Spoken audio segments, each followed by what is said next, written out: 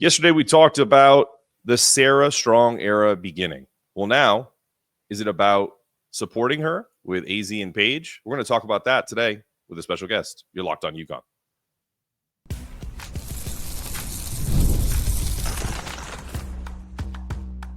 You are Locked On UConn, your daily podcast on the UConn Huskies, part of the Locked On Podcast Network, your team every day. Thanks for making Locked On UConn your first listen every day. We are free and available. We get your podcast and on YouTube, part of the Locked On Podcast Network, your team every day. Before we dive into today's show, just want to take a moment to say thank you to everyone that supported the show. The podcast has grown exponentially, and it's because of fans like you who value great UConn content. We're proud to say we're the only daily podcast covering both the UConn women's and men's basketball programs, the absolute basketball capital of the world, and we're thrilled to bring you coverage that you deserve. To show our gratitude, we're giving back. We're donating 10% of our revenue to Husky Ticket Project, helping send kids to UConn games. I'm sure there were some at the Baylor game last night. And we're also making monthly donations to Bleeding Blue for Good, supporting NIL initiatives that make a difference. So if you're enjoying the show, every click, every like, every subscription helps. So take a moment to subscribe, follow, leave a review wherever you listen. Maybe your little extra can send one more kid to a women's basketball game at Gamble, at Excel Center. Today's episode is brought to you by FanDuel. You can start the season with a big return on FanDuel. New customers can place a $5 bet. You get started with $150 in bonus bets if you win your first $5 bet. That's FanDuel.com to get started. All right, well, welcome back to Locked On UConn. Another daily show. Big surprise, right? We're here every day. Today, we're thrilled to have a special guest co-host with us, Maggie Vanoni, who covers UConn basketball. I'm going to get her in here, and I will unmute her mic right after I give her bio, right? Maggie, who has covered UConn women's basketball for Hearst Connecticut Media now. She has a wealth of experience in the sports world, having grown up and worked all across the West Coast with stops at the Seattle Times and the Orange County Register. Before joining Hearst, she was immersed in the world of UCLA athletics, covering everything from basketball to Olympic sports. Now, Maggie is bringing her expertise to the UConn beat. We welcome her to the program. I have to ask you right off the bat, Maggie, also thank you for being here. Big question off the bat. Azzi Fudd's return. It's clear her presence on the court has been a game changer, probably psychologically and on the court when we see the results. But how would you describe the impact she's had on this team coming back? Yeah, thank you for having me, Mark. It's a pleasure to be on here. Azzi Fudd's return has just been, I like how you said, monumentally, physically, and just, her presence has changed. I think she is playing so much lighter now than she was obviously back when she was a freshman, but even her 2 games last year, like she looks like she's floating out there. And just the way she carries herself too. I think basketball wise, she helps so much, just opening up the offense. She knows the offense, right? She knows the system. Even though she hasn't played a lot of games, she's been in practice. She knows what the drills. She knows how to play with Paige.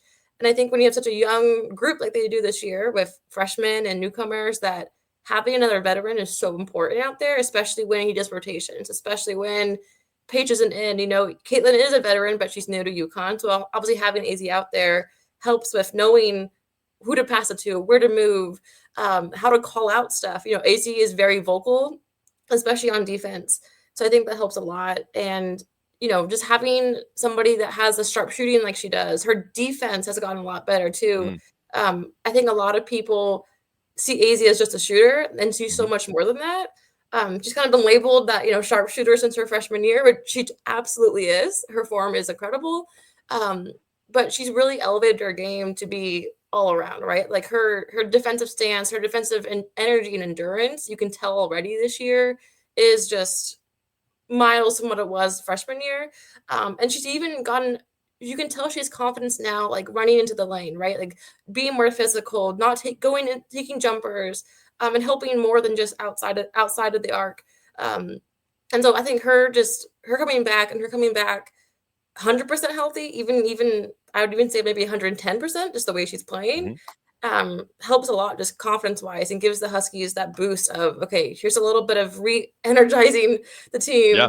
Not that they needed it, but it just helps that boost super early.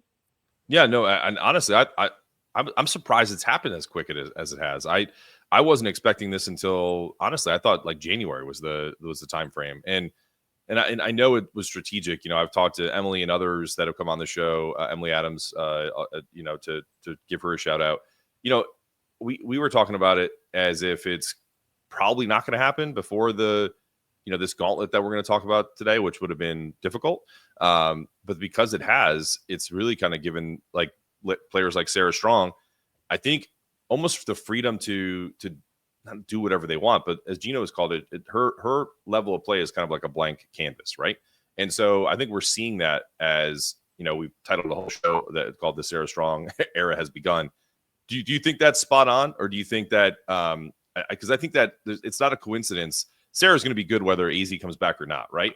But right. I think her return, it's only kind of enhanced other people's play, because I feel like Sarah has a lot more freedom now to be like, all right, I can be a distributor, I can shoot, I can be a post presence, rebound, etc. So, because you can see it every game Sarah plays, it's like multiple. She's a stat stuffer. So, do you think that's been elevated with AZ's return? Yeah, absolutely. I think Gino had a quote of like, there's nothing she doesn't do well, right? Like Sarah can do anything and she does everything well, like really good, actually. Really well. That was not proper English. All right. You're on a podcast. Yeah. I think having AZ back definitely, like you said, opens up her game a little bit, lets her kind of play a little bit more flexible, right? She can do whatever she wants now. Not that she was hindered, but I think having AZ, especially back in the starting lineup, you have somebody who is very good at ball handling, someone who's very good at shooting, so it doesn't have to fall on just Sarah and Paige, right? And now, they can do plays where they can, pretend that they're going to go for AZ, but really they'll go for Sarah inside, right? Or, Sarah's a great 3-point shot as well. So maybe it's, playing off of each other and letting her just play her game. Sarah can affect the game from any level and from anywhere. And I think that really traps up defenders of knowing, we can't just guard her inside. We have to guard her outside. We have to guard her even if she's just making a sharp pass. Like, we can't just limit her to what we think she can do. Absolutely. Well, listen, when we return, we want to talk about this gauntlet. I think people who are listening to the show are probably tired of me hearing me use the word gauntlet. So maybe we'll come up with a better word. I'll ask you what you think is more appropriate about these 4 ranked opponents that they're going to play before Christmas. Like, it's December 5th and there's only 16 days left before Christmas, or 20 days left before Christmas. And they have some really tough games ahead. So we're going to talk about that with Maggie coming up after the break. So I pause it. That's my bad.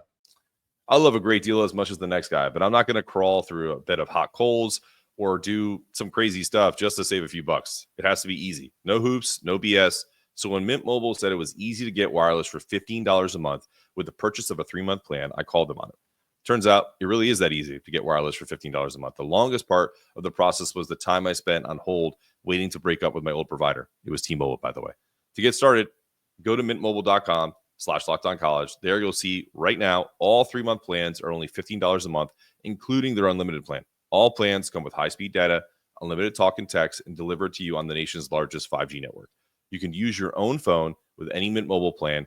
Bring your own phone along with all of your existing contacts. Find out how easy it is to switch to Mint Mobile and get 3 months of premium wireless service for $15 a month. To get this new customer offer, you get your new 3-month wireless plan for just $15 a month. Go to mintmobile.com/LockedOnCollege. That's mintmobile.com/LockedOnCollege. Cut your wireless bill to $15 a month on mintmobile.com/LockedOnCollege.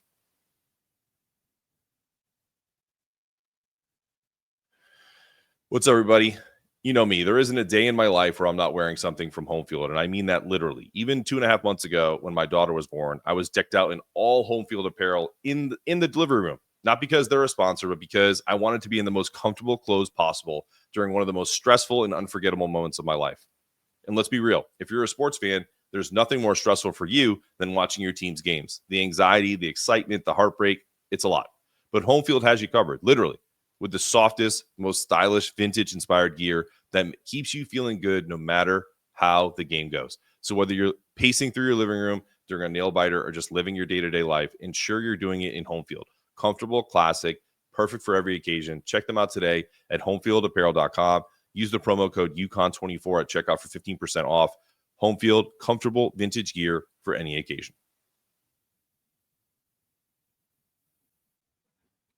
All right, you're back on Locked On UConn. I'm your host, Mark Snetto. We're here with Maggie Vanoni of Connecticut Insider. Maggie, so UConn is about to face 4 ranked teams: Louisville, Iowa State, Notre Dame, and USC. Louisville first. Which of these games do you think will be the biggest test for this team? Yeah, I'm really curious how they play at Notre Dame. I think that's going to be their biggest environment differ change, if you can Yeah, say it. true road game. True road game, right? And especially it's going to be a true rival road game, which a lot of Yeah. these underclassmen have not played in. Last year, I don't even know. I can't think of one last year because my brain's not working that fast. But playing at Notre Dame is so different than playing at a Big East game, right? It's so different than playing at one of these Bahama tournaments, right? Like it is packed. Everybody is against UConn in there. Like it is going to be insane. And I am really curious to see how the underclassmen, how the newcomers can handle that, because it's going to be, yes, you're going to have really good basketball, but it's going to be a really good test of how locked in can they be and how focused can they be. Gino talked about earlier this week, he wants to see his team having a killer instinct, right? And playing 40 minutes of full, really good basketball, not just 30, not just 20. And so I think that Notre Dame game is going to be really interesting to me to see, can they put together 40 minutes of really good basketball and also staying focused on the basketball and not letting the environment, the angry calls, the angry fans, whatever, anti-UConn stuff get in the way and become a distraction. So that to me is going to be really, I'm looking forward to that game. I think Louisville is also a good test because it's going to be in Barclays Center. It's going to be a big, hoopla in terms of an event. And then Iowa State is going to be really fun as well with Audie Crooks. And then USC is just going to be great with Juju Watkins and Paige. I think that game's really fun. It's going to be really fun just to see the clash of them again, kind of a rematch of the Elite Eight. Elite Eight. Yeah. Cool. No, I would stack rank them, even though USC is ranked 6th. I think, like I said, I think Notre Dame is the toughest one. I agree with you. In a season preview I did probably a month ago, I went like game by game to see like what their record would be, and I have this one as a loss because it's just Hannah Hidalgo and company. They're tough, and I know they lost early. I think they lost to TCU this year already, but look, that's a tall order. And what I will say is, having only and you're more of an expert on this than I am because you see them every day all the time. But just watching them the one time I was there, and then just watching them on TV, listening to Bob Joyce in my ear, on radio. Bob. Yep. By the way, great voice. By the way, I love listening to Bob. But yeah, I think for me, when a team has playmakers on the other side, whether it's Hannah or whether it's Juju, I know you need a team to do it, but there have been times in this year where UConn has had these lulls where they've gone out to these 20-point leads and they get taken down. I just feel like in this game on the road in particular, you can't have that happen. And if they do have a lull like that, Notre Dame's going to take advantage, and then can UConn come back? I think that's kind of my prediction for it. It's not that I want that to happen. People always say to me like, well, when your team loses, your podcast does better. I was like, I don't care. I would literally have the worst podcast in America but I want our teams to do well. Like that's the difference between like podcasting and like being a beat reporter. You're being very kind of down the middle. I'm not. I am a homer all the way.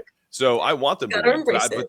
Yeah, but I do feel like that could be their first L. Do you think of the 4? That's obviously the biggest chance they could get a loss out of these 4? Of the biggest 4, I would agree with that. I mean, we all watched last year when Hannah Hidalgo, obviously Olivia wasn't playing last season with her injury. But watching what Hannah did in stores in front of all the alumni, like they cannot have that happen again. Granted, Nika Mule had early foul trouble in that game, and they were so limited in their rotation. First of all, so many injuries. Now they're going to have depth, so that'll be helpful. We've watched, like you mentioned the lulls. You go to Ole Miss game, right? That third quarter, just the Rebels came out and just were on fire, and it looked like UConn did not come out of halftime. It looked like they were kind of like, oh, like what's going on?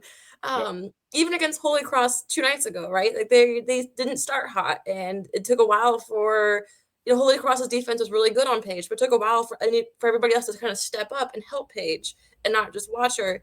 So I think that's going to be a really good test. Can they slow down? You can't stop, but can you slow down Hannah? Can you slow down Olivia And can enough people who are not named Paige and not named Sarah come up and help and contribute on offense? Gino has mentioned that while everyone has their roles, especially on defense, having more people contribute on offense is going to be the key in those games, because teams are going to make Sarah and Paige target number one on their defenses. They're going to try to double team them, triple team them.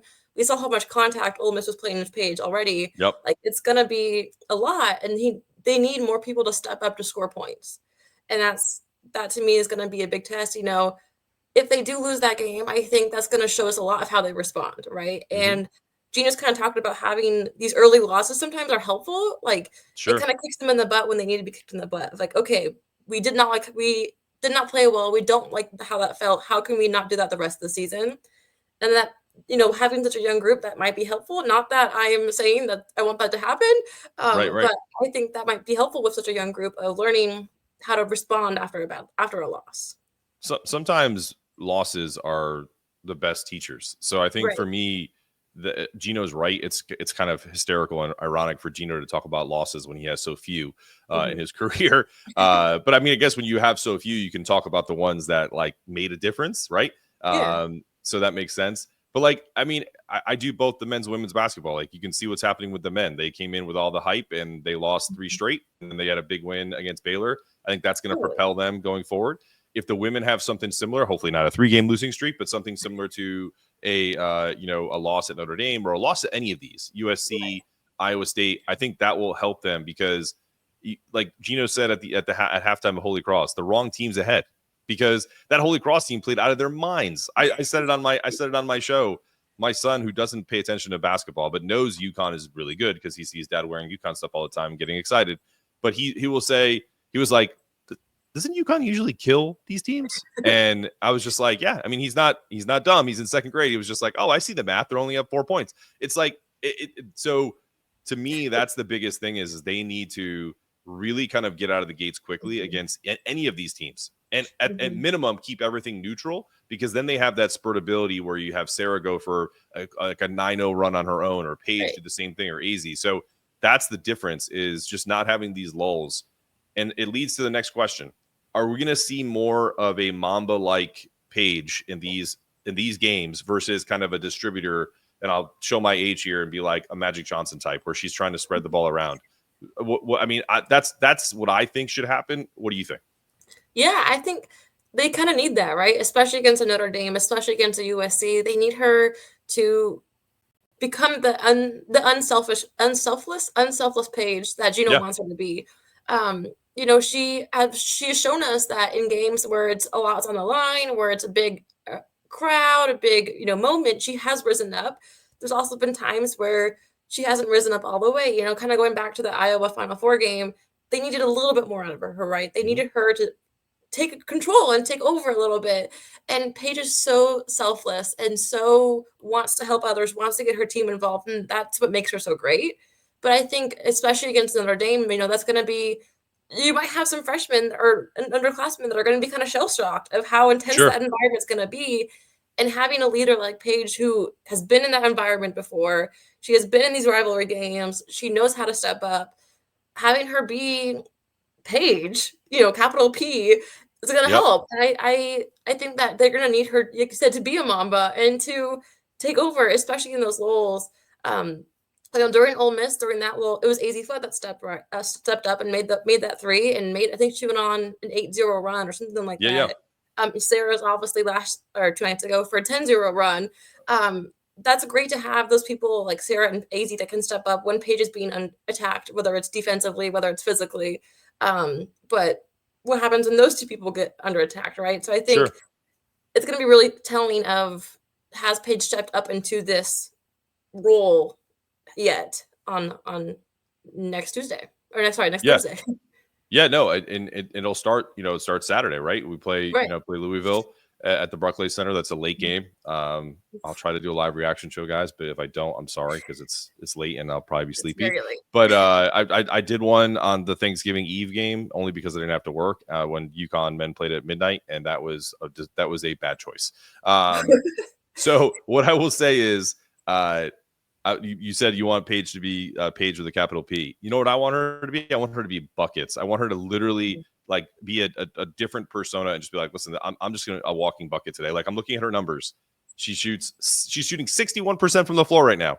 It sounds crazy. I want that to drop because I want her to shoot more. You know what I mean? I want her in like the low to mid 50s because she's taking more difficult shots because, it's great to have like Caitlin Chen, who's, a really, she's a warrior. She's done this before, but at a lower level, quotations with Princeton, but she's a gamer too. I don't think she's going to be scared about Notre Dame or any of these big time games. So, but she needs to do this not for Caitlin, not even for Sarah, because I don't think Sarah lets anything bother her. Like I think we could play the game on the top of a mountain and she'd be like, whatever, that's what we're playing. I just don't see it. And AZ is obviously the same way. So it's really for the younger guys like Morgan Shelley. It's for, Ashlyn Shade. It's for KK Arnold. Like I know they've been there, but it's to kind of show them that, hey, this isn't that big a deal. And you get that from Paige, and then the rest is history. So I agree with you. I think she really should be in that Mamba mode and really kind of get after it there. All right, I have to ask you about the shoes. Have you seen her shoes? I have. Yes, I have. How do they look like in person? Like I've seen pictures, we see them on TV and stuff like that. Person yet. I've just seen a bunch of. No, I have not seen them. I was not fortunate to get one of those cool buckets. You didn't get a bucket? Oh, I wish. Those are cool looking. Those are awesome. Those are cool. That was a great move by the PR team. They look really cool, and I think it's one of the tongues has like the bucket logo on it, and that looks really cool. And of course, you have to love the "Be Be Great." I think that's so meaningful, awesome. And I think that if some little girl or boy gets that shoe and reads that, that's so powerful to them. Such a powerful message. So I thought it was really well done, especially the launch of it. I loved it, and also I love the one detail that I saw because I'm a sneakerhead. You can see Jordan's behind my head here, but I love the area codes that are in it. I think it's 512 to 860. Maybe I'm wrong on the Minnesota one, but that's so cool to me, especially people from Connecticut in particular. Whether they're 203 or 860, like that's just cool. Like to have that on your shoe is just. It sounds so corny and like minuscule, but I think that's such a cool little detail that she put in there and they designed for her. So, but yeah, in classic Paige form, she deferred the whole thing and said, "Hey, take all these cool shoes and sweatshirts." I'm surprised we didn't see Gino in a Paige sweatshirt and during media availability. Yeah, maybe.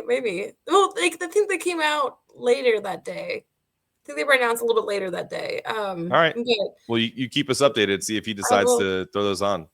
That'd be quite a scene if you came to the game wearing the shoes and the sweater. Oh, that'd be cool. Awesome. That would be awesome. If the whole staff did, if Chris did, all decked out, yes. Yeah, that'd be awesome. All right, well, listen, we're gonna take one more quick break, and when we return, it's a question I asked Maggie pre-show. Is talking about the evolution and the depth of women's college basketball, and we're gonna talk about that after the break. Can start the season with a big return on FanDuel, America's #1 sportsbook. So when you get a hunch in the middle of a game, you can check out the latest stats or view live play-by-play and so much more on the same page where you place your bets. You'll get started with $150 in bonus bets guaranteed. And when you place your first $5 bet, that's FanDuel.com. For all new customers, that's how you get started. Get those bonus bets. Visit FanDuel.com to get started. And we're back on Locked On UConn, last segment of the program with Maggie Vanoni of Connecticut Insider. Please go check her stuff out. Please let people know where they can find you before we even get into this last topic, because I don't want that to go not being said. Yeah, thanks. Yeah, you can find me on Twitter or X now at Maggie_Vanoni. That's Vanoni with a Victor, V as in Victor. That's mostly where I post all my stuff, or obviously ctinsider.com. We have a whole page dedicated to UConn, a whole page dedicated to Paige Beckers, and a whole page dedicated to Gino. So go ahead and click all that. Yeah, definitely worth it. You guys check it out. I'm sure there's some subscriber stuff that people can latch onto as well. So definitely follow up with that. It's 1,000% worth it to support your local papers and do that, please. All right. So the evolution and depth of women's college basketball. It sounds like a very serious topic. But arguably, it's never been deeper than it is today. And how do you think that overall talent pool essentially kind of falls with, like, you were at UCLA. Now they're the number one team in the country. I don't think they were when you were there. Nope. Can you talk about how, like, even just that's in particular has risen? Like, do you have any insight as to why they've become the number one team in the country, whether we agree that they should have been or not? Yeah, I think honestly it's really cool to me to see it starts at the recruiting level, right? And then Yep. now that we're in this NIL era of name, image, likeness, it really starts there. And you talk about Los Angeles, right? It is the hub of music, the hub of acting, the hub of everything that's entertainment. Also New York, but a little bit more LA, and you can't beat the weather and the beaches. And so I think UCLA does a really good job of marketing their NIL opportunities, whether it's women's basketball, men's basketball, football. Like, they do a really good job of doing that. So I think that helps draws people of like, hey, come be a great athlete, a great student athlete, and enjoy all there is to offer about NIL here in LA. You see Juju Watkins and USC also in LA, taking advantage of the same things with Nike. So I think it's really impressive what they've done. And Corey Close has been just steering that ship for so long now, that she's had these really good players, and now there's a lot of really good bigs. I think she had obviously a lot of good guards recently. You talk about Charisma Osborne, who got drafted last year. And now having really good bigs like Lauren Betts, I think that's really helpful. And yeah, I'm really excited to see where they go. As a fellow Pac-12 alum, it's exciting that there's Pac-12 is still, former Pac-12 schools are still being relevant and are still being really, really good in women's basketball. RIP Pac-12. Yes, that makes my West Coast heart very happy. But they're also kind of like it's being reborn to a certain Right. extent with some of the like Mountain West folks and people like San Diego State, I believe, and others. So it's not the same. It definitely will not be the same. But and there's trust me, there's people on the UConn football side that want us to join the Pac-12, and that would be wild. That would be wild. We'll see about that. When we talk about the parity in the sport, like it kind of shows how UConn's dominance in the past is almost impossible to replicate now. Do you agree with that? Absolutely. I don't think we will ever see that again in women's college basketball. Maybe not even in men's college basketball, right? Just the consistency. I think, covering that FDU game a couple of weeks ago where he broke the record, consistency was the one word everyone kept talking about. Like, the sheer willpower it takes to be great every single day, every single season and year, it's just remarkable, right? It's one of a kind, and you don't see that with coaches anywhere else. You don't see that with, I don't know, any other league or sport that you see that with. That one coach will stay at one program, two coaches really of CD for 4 decades, and continue to play at the same level of excellence every single year. Yeah, not all seasons have been perfect. Not all teams have been perfect. Even the last 4 years of all these injuries have not been perfect. But what they demand and their standard is set is continually the same thing every single season. And that to me is the most impressive. But going more towards the depth of the parity in the sport right now, you asked me before the show how many teams I think could win the championship, and 5 or 6. Let's be real, the top 5 or 6 all have a really good chance, and it's way too early to pick who is the favorite. Right, we're still in preseason mode, or not preseason, pre-conference mode. And to me, it's going to be like, okay, who has the best luck of the draw when it comes to the selection, when it comes to the bracket? Who's That's really going healthiest? to determine, who's healthy. Because the top 6 are all, I could all see the top 6 making a really good run. Yeah, and you know what that reminds me of? It reminds me of men's college basketball, because let's be honest, people will talk about how wide a field the men's college basketball is right now, that there's no really good teams, there's no great teams, and that's true also. But if you were to really drill down to, like, let's say just the top 20 teams in the country, even outside of UConn being the 25th team ranked in the country right now, I don't think you could come up with 10 teams that could win a national championship right now. You might say 6 or 7 based off of analytics, based off of predictive analysis. So you're spot on. But I also feel like that shows the growth of the women's game, because before you could be like, all right, it's UConn. All right, it's Tennessee. And then recently South Carolina.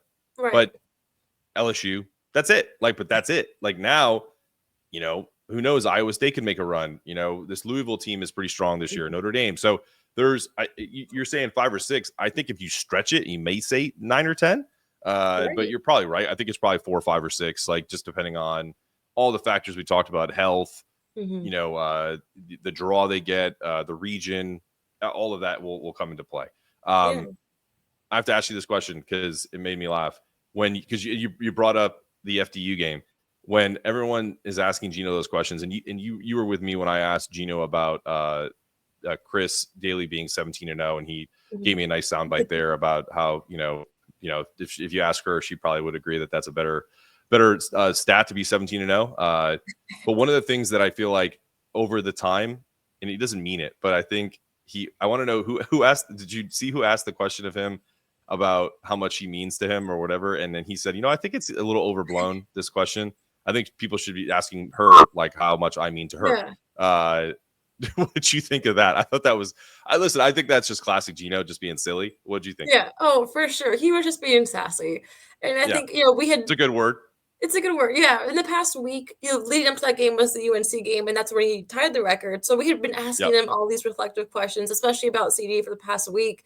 And the reporter, who asked that question, she's a great friend. She doesn't cover the team regularly, so that was her first time.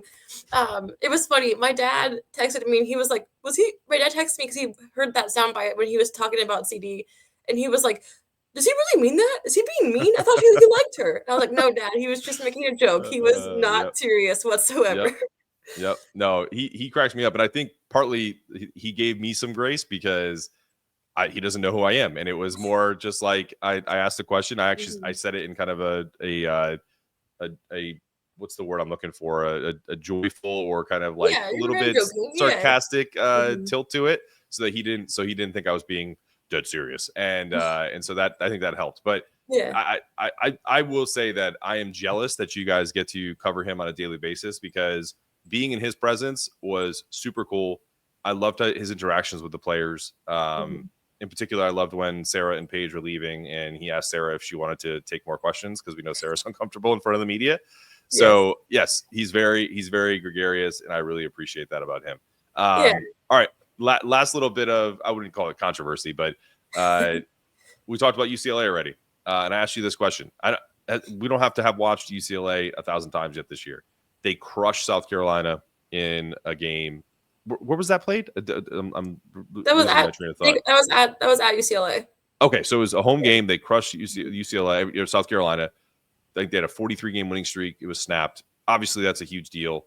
But they jumped from, I think, 6th or 5th to 1, and kind of leapfrog everybody.